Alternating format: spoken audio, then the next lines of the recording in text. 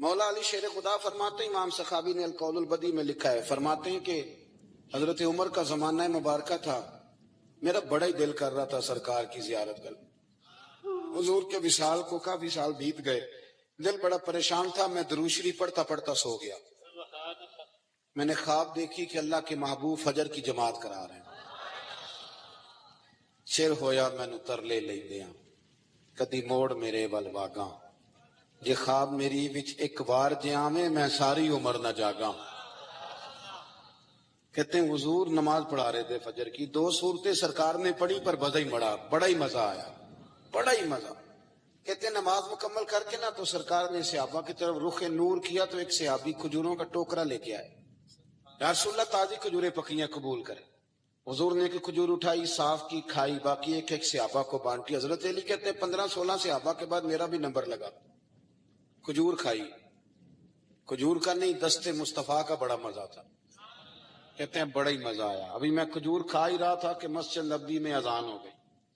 مولا علی فرماتے ہیں آنکھ کھل گئی، اٹھ میں گیا پر کھجور کا ذائقہ میرے منہ میں ابھی بھی موجود تھا۔ اب اس پر پورا باب باندھا ہے شاہ عبدالحق الہ آبادی نے، وہ کہتے ہیں کہ حضور جس کو خواب میں کچھ چیز دیتے ہیں وہ حقیقت میں بھی اسے دیتے ہیں، وہ خواب میں نہیں ہوتی، وہ حقیقت میں ہوتی ہے، پورا باب ہے۔ بہرحال عنوان پہ رہنا چاہتا ہوں۔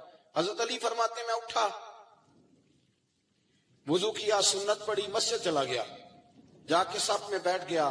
عمر فاروق آئے جماعت کرانے، کہتے ہیں عمر نے نماز شروع کی تو مجھے جھٹکا تب لگا جب عمر نے بھی وہی صورت شروع کر دی جو خواب میں سرکار نے پہلی رکعت میں پڑھی۔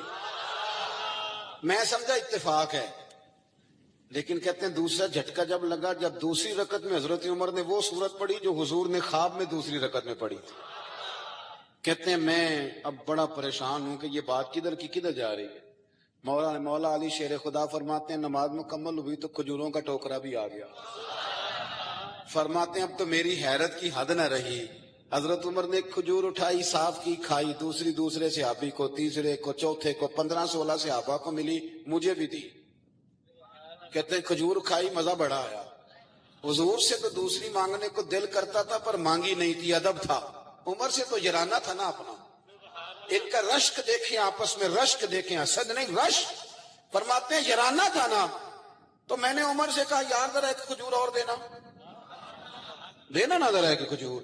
تو کہتے ہیں جناب عمر فاروق نے کھجور اٹھائی، صاف بھی کی، میں سمجھا ملنے لگی ہے، اٹھائی بھی، صاف بھی کی، اور دوسرے صحابی کی طرف ہاتھ بڑھایا، میری طرف دیکھ کے ہلکا سا مسکرائے، فرمانے لگے علی ایسے نہ کر، اگر رات کو نبی پاک سے دوسری لیتا تو میں بھی سویرے تجھے دوسری دے دے۔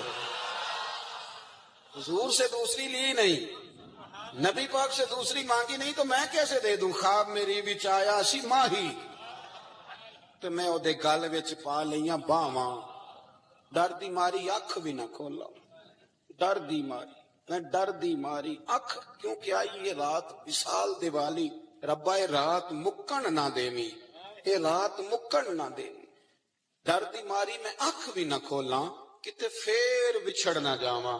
میرے رسول پاک کے غلام رشک کرتے تھے، رشک۔ حضرت علی کہتے ہیں میں رویا تو عمر بھی رو پڑے، کہنے لگے علی جو رات تجھے نواز کے گئے وہ میرے اوپر بھی کرم فرما کے گئے۔ رشک کریں خدا را، چھوڑ دیں حسد کرنا۔ حضرت عمر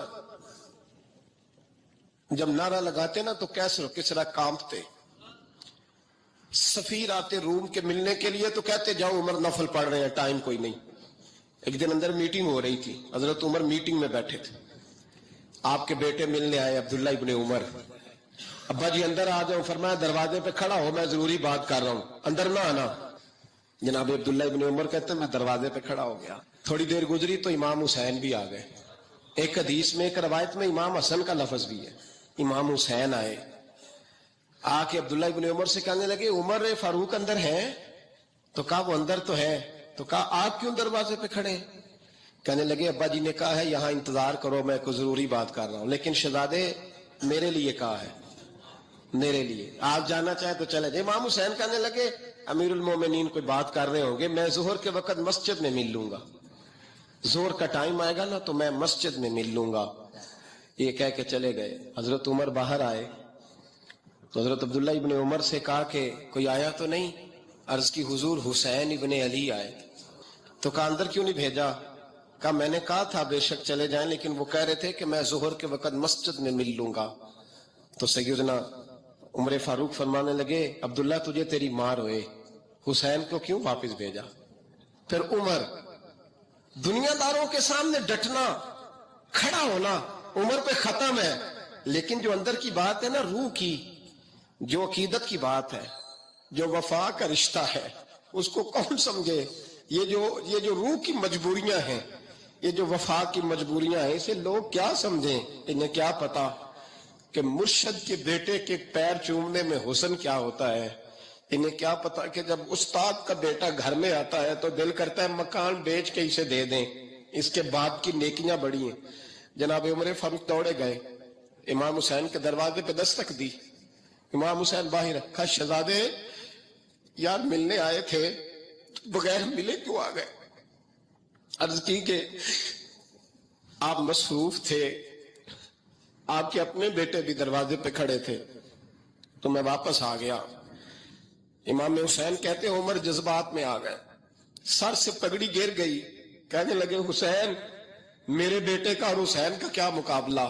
کیا اس کی ماں کا نام فاطمہ الزہرا ہے؟ کیا اس کی نانی کا نام ختیجۃ الکبریٰ ہے؟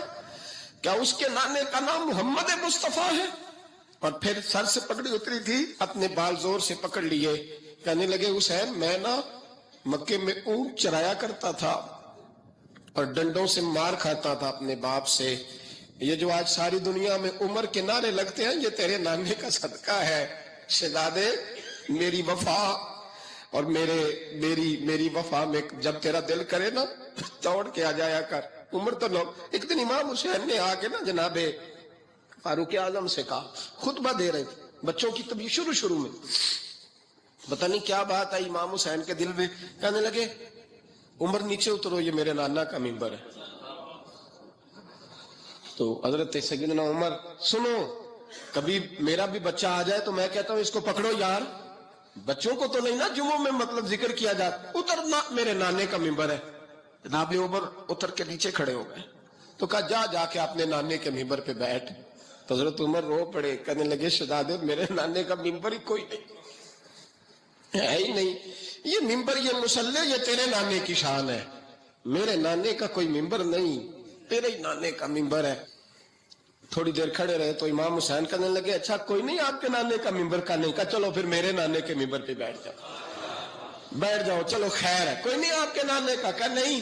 تو کہا کوئی نہیں پھر میرے نانے کے. جب حضرت عمر بیٹھے تو بڑا شاندار جملہ کہا، فرمانے لگے میں منبر پر مرضی سے نہیں بیٹھا تھا، مجھے ابو بکر نے بٹھایا تھا، اور پھر حسین کے کہنے پہ میں اترا ہوں، اب مجھے حسین نے بٹھایا ہے، اب کسی کی جرأت ہے تو عمر کو اتار کے دکھائے، اب میں حسین کا تیری نسل پاک میں